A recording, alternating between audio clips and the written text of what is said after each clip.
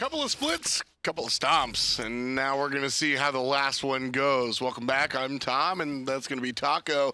We've got Eager coming up for you versus the artist formerly known as Thor. Monkey Madness is going to be the opposition for Eager today.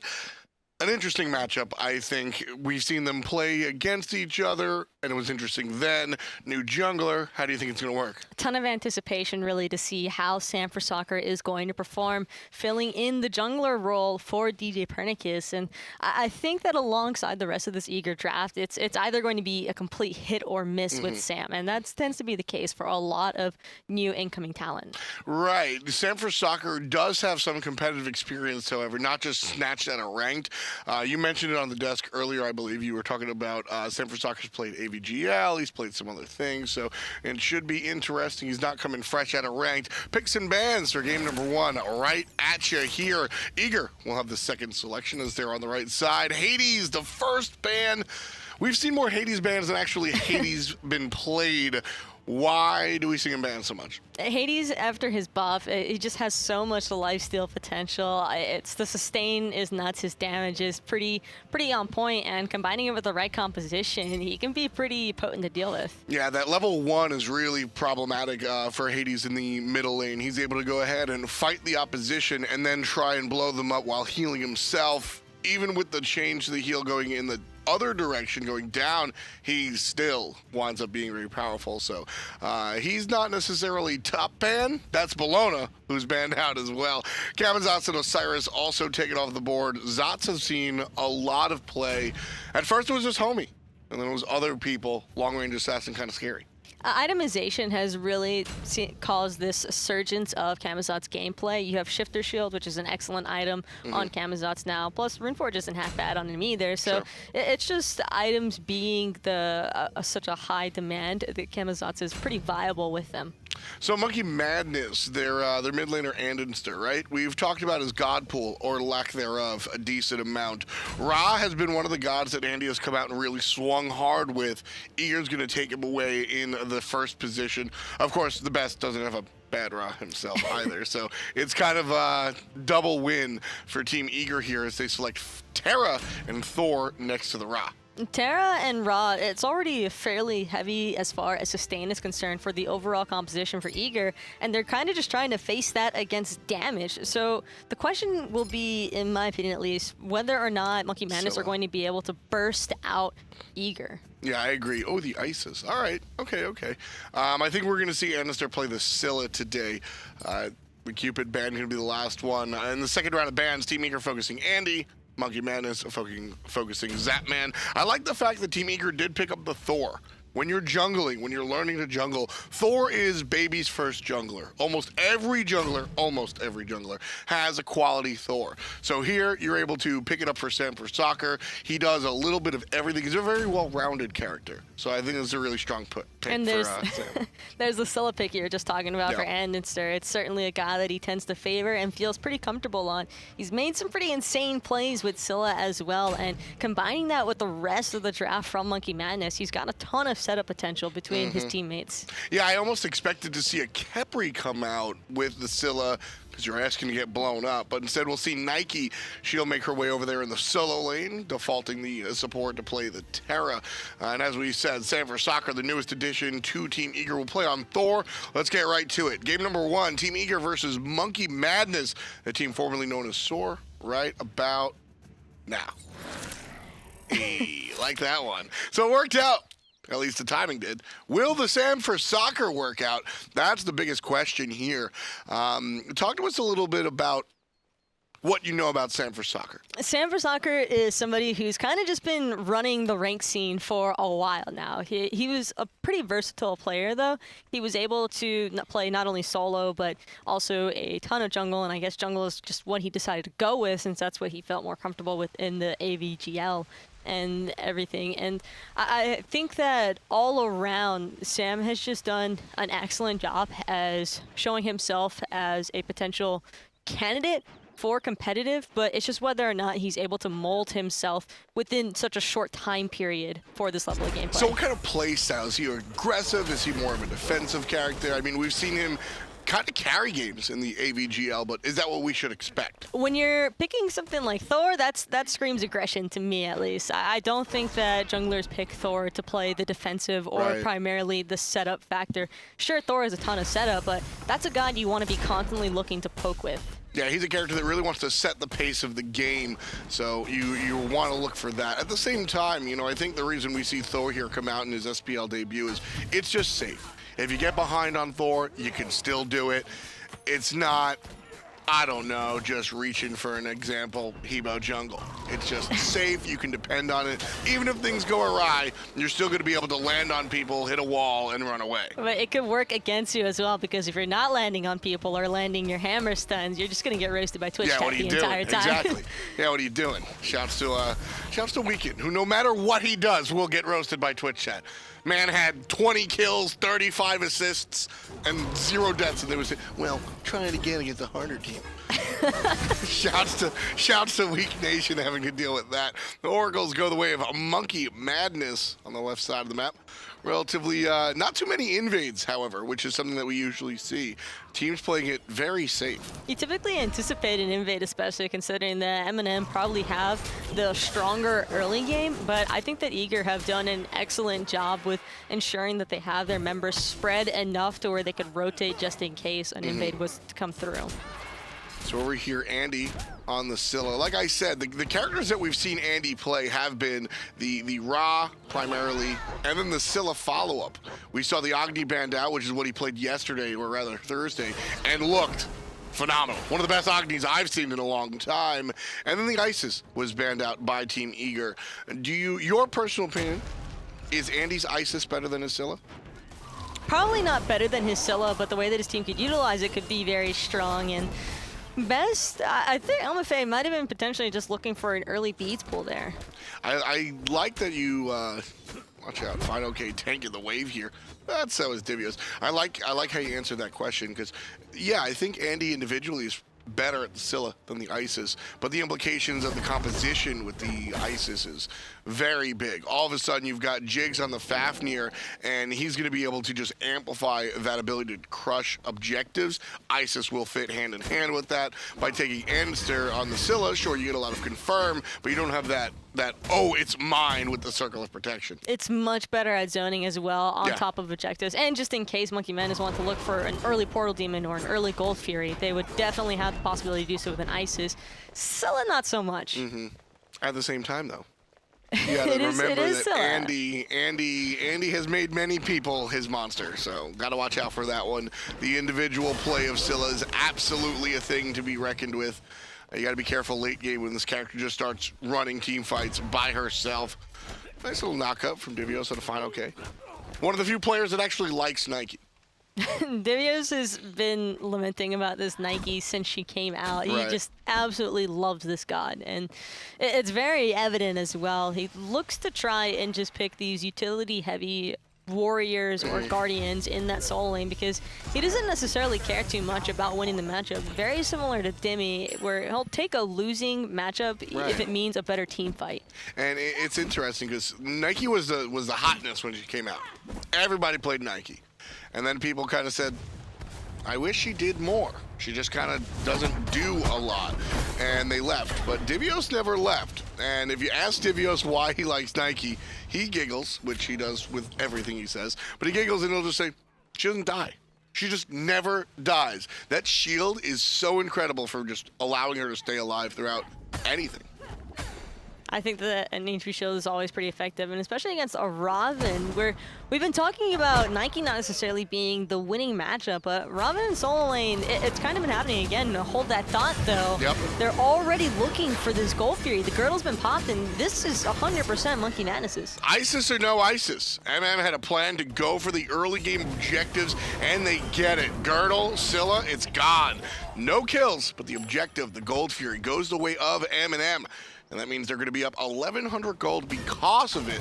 Well done by the blue team. Caught Eager sleeping just a little bit there, and well played to M&M, because early Gold Furies are perfect, especially when you get away with them so cleanly, because the only thing that's left on the table is going to be elementals at this stage. Like, there's nothing else on the map other than lane farm. Yeah, Portal Demon doesn't spawn until 10 minutes. And usually when you see teams lose to Gold Fury, they get a mid tower or they go ahead and get Portal Demon. Well, Portal Demon is literally not available. And mid tower, I mean, you don't have the numbers to go ahead and crush that tower in a single wave as the response. So MM make a really good play. Now the Gold Fury is worth less early on, but it's still baby steps, right? You got to take, you got to crawl before you walk. Sometimes all you need to do is just chip away slowly at an opponent and apply that slow bleed. It's pretty effective. I mean, we saw it earlier on, and which is kind of interesting. Some games of Smite are won in a single team fight. Shouts to that E-United game. Now, they were down a zillion, but had they won that fight, they win the game, right? But other games slowly just get choked out like a boa constrictor. I think it should be actually addressed more often, where teams should look for the aggressive play rather than permitting a bunch of fire waves to push into their base. A lot of times the player base might not necessarily recognize that as a good decision. They're like, oh, these guys are mad dumb. Like, what the hell are they doing pushing this far up the mid lane? And it's just like, bro, they sit at their Titan, and all that's going to happen is the fire waves are going to siege anyway. Yeah, I was actually talking to PBM on Twitter about this, and, you know, at the end of the day, when you get into a fight with a dude 2 feet taller than you, you're going to lose anyway. You might as well go for the punch. So that's my mentality, because at the odd chance you hit him in the right spot, well, you get the Titan. So sucker punches work. Sam for Soccer trying to get one of his own with the Homiefe. That's the second time you missed that one. Might be just nerves. And at the end of the day, I don't really care if you're missing the poke. When you come down to the team fight, you got to hit your combos, and that's what Sam for Soccer is going to look for right now. Looked at Homiefe, changed his mind to Andy. Nice speeds, comes out. Wonderful reaction from the mid laner. The wall's going to hit, but Andy's going to miss his own. Jumping forward is going to be the solo lane. Fineokay just finds the ultimate, but now he's in trouble. Zapman making the rotation out of the long lane, looking for the ult. One shot, can't find the second, but the slowdown makes it happen for Zapman. Beautiful team play by Team Eager. Gets first blood for the red team. Absolutely beautiful disengage by Divios, taking out the tower and dealing enough damage to allow Zapman to pick up that kill. And then Jigz stunned out, but hold up. Homiefe in the backline completely destroying everybody. This is a multi-kill, double kill for Homiefe. Make that trips. And he gets one for his hunter as well. Out of control, Homiefe with the flank takes the team fight to a place Eager did not want to go. That 100% looked like it was going to be in Eager's favor. I mean, Aror even had the perfect Terra clap just to stop Jigz from chasing in on that Fafnir ultimate. And then Homie's just like, nah, this is not happening. That was absolutely perfect. Yeah, that was, you know, Team Eager had a party. And then Homiefe played janitor and cleaned up everything up. Just tough stuff for Eager. Big swing in the gold as well. MM were leading by about 1,000 before. Now triple that. Triple kill for the jungler. Triple their original lead. 3K right now at 8 minutes. Not a good look. Homiefe didn't even just get 3 kills out of that last engagement. He's like 3 levels up on Sam for Soccer now. And first game in the SPL, that's pretty terrifying, knowing that it's a Susano, and it's Homiefe Susano, by the way. At the same time, for Sam for Soccer, I think a lot of nerves come from individual performance, right? When you're playing something like this, you need to slay it. Sam for Soccer goes up, and he's not in range of the solo laner. He doesn't slay it. But when you're thinking about getting nervous before a performance like this, you're thinking more, I hope I don't look like a fool, unless I hope we don't lose. As you get more comfortable, that switches spots. But so, I mean, for Homiefe to be up 3 levels, yeah, it's not good for Sam, but it's not his bad. So mentally, might be a little bit better. Andinster getting a little bit lucky with that one. Best was just a tad bit slow on the follow-up there, but Andy's getting away with his life because of it. I think that if that slamping landed, whether or not it killed him, it certainly would have encouraged a chase. Yeah, and his beads are, they were still on cooldown. Just now coming up in about a couple of seconds. Because Andy, I mean, the first time he beads was perfect. Otherwise, he was just dead, and that allowed Andinster to bring players low enough to allow Homiefe to come and finish the deal. So, you know, all these things, ripple effects, right? It takes place, and it certainly makes an impact on the overall game. And the pacing right now, I would say, is being dictated pretty heavily by M&M. Right, and you know, like I said earlier, that Sam for Soccer on the Thor is a character that's really going to be dictating the pace of the game. Theoretically, that's what happens. Thor comes, he ults a lane, he gets a gank, win or lose, he goes someplace else. Ultimate comes back up, he just does it again and again and again, and the enemy sort of has to follow and counter gank where the Thor goes. Well, if you get behind, one, the Susano is certainly a mobile character that can do that himself, just like a Wheelish, but also MM as a team are really keeping the pressure up by just hitting the objectives, whether it's Gold Fury or otherwise. They're not giving Sam any opportunities, or at least trying to prevent any opportunities for him catching back up, completely stripping the jungle of all of its farm. Homiefe picking up his second speed buff now. It might as well be his second speed buff now. Yeah, the speed buff, the red buff on the left side of the map also going down the way of MM. Here on the right-hand side, Divios is in trouble. Has to pop his own ultimate, and he'll be safe for the moment. And I stress, for the moment. That blue buff on the side of Divios I think it's going to be invaded here as well. Not very safe at all. And it looks like Vetium could be in a little bit of danger, having to force his beat. So well played to Divios to try and get that engage going, but unfortunately just coming up a little bit short, and it looks as though Eager want to stress this Gold Fury fight. Well, yeah, Divios travels to the left side knowing that his blue buff is going to be gone. Pressures the Hunter. Now he knows that the Hunter's at a lane, so Eager want to go for the Gold Fury, but the window is open just a crack. Not enough for Eager to go ahead and put themselves inside of it, and now the team fight is going to be started. fineokay making the flank on the left side, traveling from the solo lane himself, so it's a 5-on-5.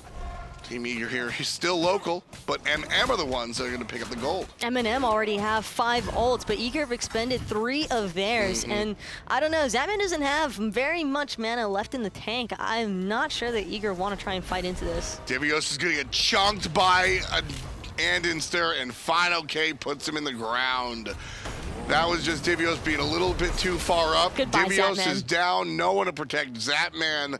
These kills at 12 minutes aren't supposed to be run-of-the-mill, okay, here he's dead, right? There needs to be some sort of back and forth. Is this already out of hand?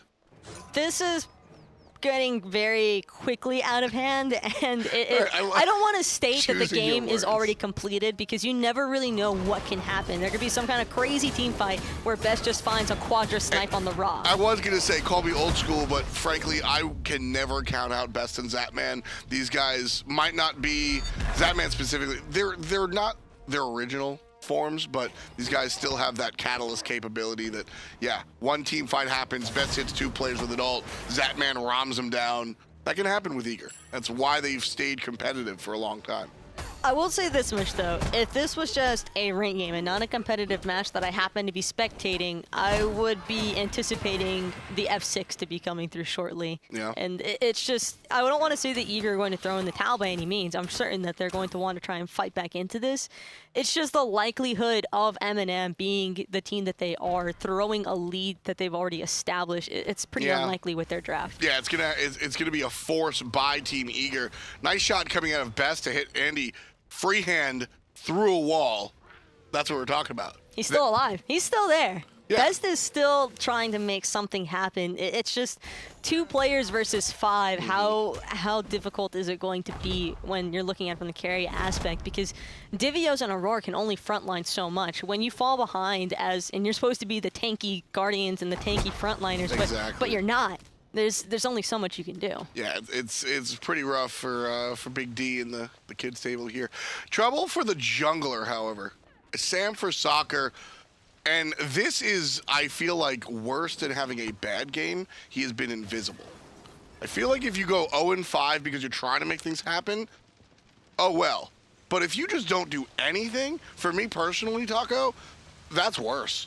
It's been kind of brutal, though, for Sam as far as determining the real downhill factor here for him. Sure. Because he's been trying to make things happen. He's been ulting. It's just nobody's been around him. And whether that's partially due to a lack of ward vision or just M&M not being where he expects them to be, it's just been unfortunate, really, for Sam for Soccer, because he's looking for that something. He just can't really find it. Exactly. And, you know, one game is a very small sample size. Rather, 15 minutes is a very small sample size. So I want to see more from Sam. I'm not going to write him off just yet, obviously, but things not looking good with Team Eager's new jungler, as we're only 15 minutes in, and they sit down about 7,000 gold, 7 kills in total, and they only own 1.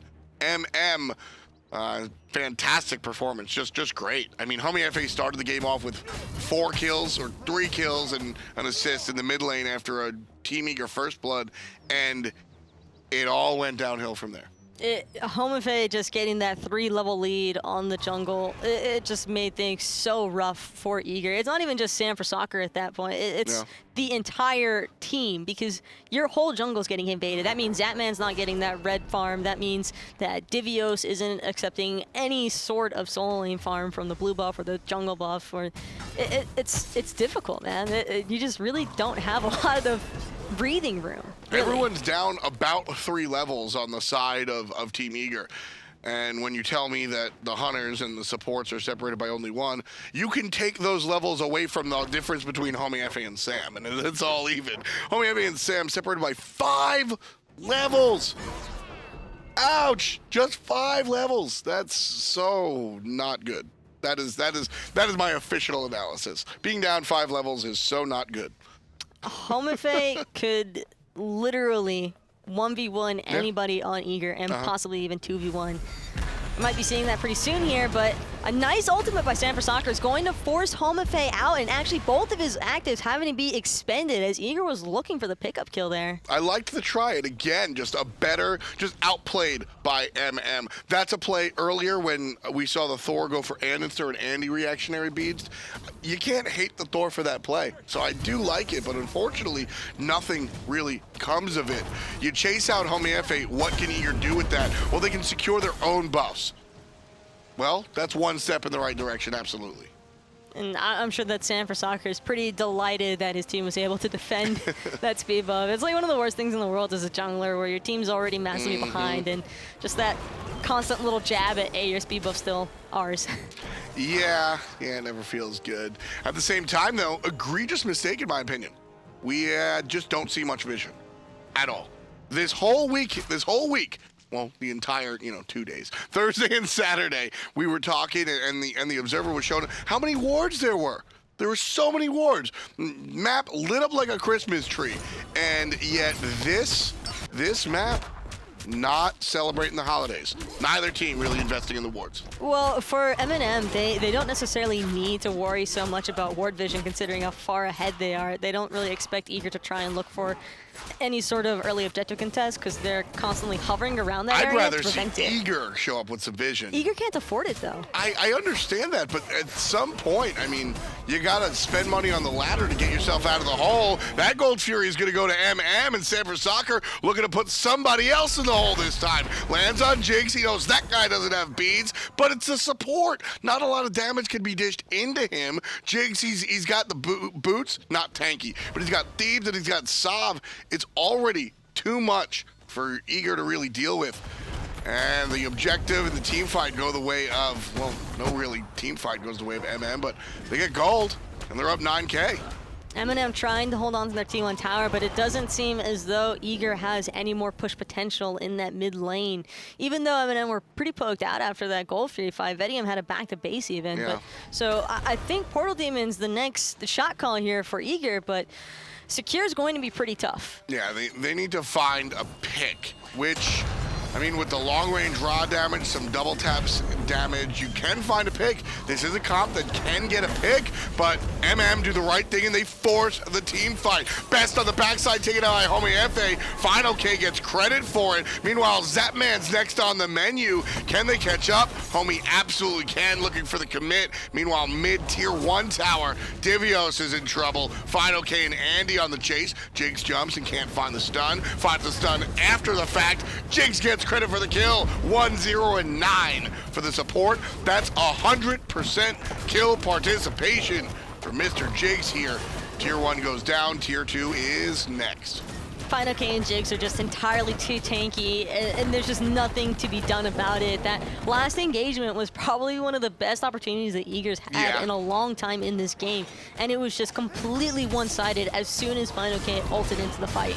TheBest could not. There wasn't any peel for Best. As soon as fineokay found himself on the back line, Best just kind of sat there with 10 HP saying, I'm gone. Sam was occupied elsewhere, couldn't find help for his mid laner, and with Best down, Zapman is the other main point of damage. Sam's obviously not bringing much damage at this point in the game, being so far behind.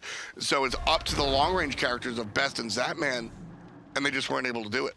Zapman doesn't have any room whatsoever to try and just land any sort of autos, because the second that he goes into those boxing trades, Vetium's got so much more itemization. He already has the crit online for himself. He's building into what I believe will be a Blood Forge, considering that it's kind of late in the game to look for that Devos.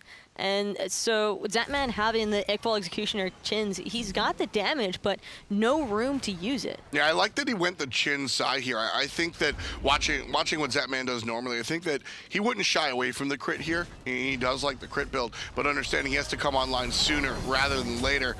TheBest, well, he goes offline right about there. Andy gets last credit with the hit of the root there. Although I think we saw Andy waste his ult. Nobody's going to say much about that one when you're 1-0-8. Forget about the 1-0-8. He's number 2 on the player damage. I think that's a more impressive one. That's just rough. All around for Eager. Best is just getting absolutely deleted anytime he comes close, and this is kind of just the risk versus reward aspect for Team Eager. They went for this early sustained healer composition, picking the Ra and Terra right off the bat, but unfortunately it's just not playing out for them, because when you fall behind with the healing composition, it becomes incredibly difficult for you to fight back in, because healers don't necessarily have a massive power spike early on. Ra's probably one of the better ones for dealing with things, considering that he's got his one ultimate combination off of setup, but because Sanford Soccer was never able to find that complete lockdown possibility due to either purification beats being up for Andy or just the outright players not being there, it's just all around just a trickling effect. It's nothing they can do. Well, you can change the jungler, but it looks like the mentality of Eager staying the same. Split push Thor. There he's going. Gets the tier 1 tower. I say it kind of in jest, but at the end of the day, level 13 Thor, what is he going to do? Might as well, 1, get the farm from the lane. 2, he can't even back. Exactly. Oh, he can't even back. Oh, no. Yeah, he's good. He's good. He's good. Is he though? Yeah, he's fine. I'm just waiting. There's a random ward behind their Phoenix. You know, he's just going to TP into it. Just Homiefe comes through. I said no. With the Susano, you never know, though. Exactly. Like, you joke about it, but, like, Susano can actually get up and down a lane so fast. It's kind of, it's nutty. And that's Susano running around. Zapman with that T1 push. Kind of risky business. So Zapman, the difference between Ram and Thor, they both can go to the sky. Ooh, nice roll. But, yeah, Zapman doesn't have the luxury that Sanford Soccer did. He just dies. Oh well. There's nothing he can do, and unfortunately as well, Aror popped his ultimate trying to see if he could give a little bit of movement speed to his Hunter to get him out of danger, but completely surrounded and in the wrong neighborhood. It's just going to be back to base for him. 23.5 minutes into our first game of 2. 12 kills to 1. find themselves up an exorbitant amount of gold. I kind of stopped counting after 10K, but they find themselves 14.6 above Team Eager. The new jungler for Team Eager, Sanford Soccer, not his best performance here in his debut game.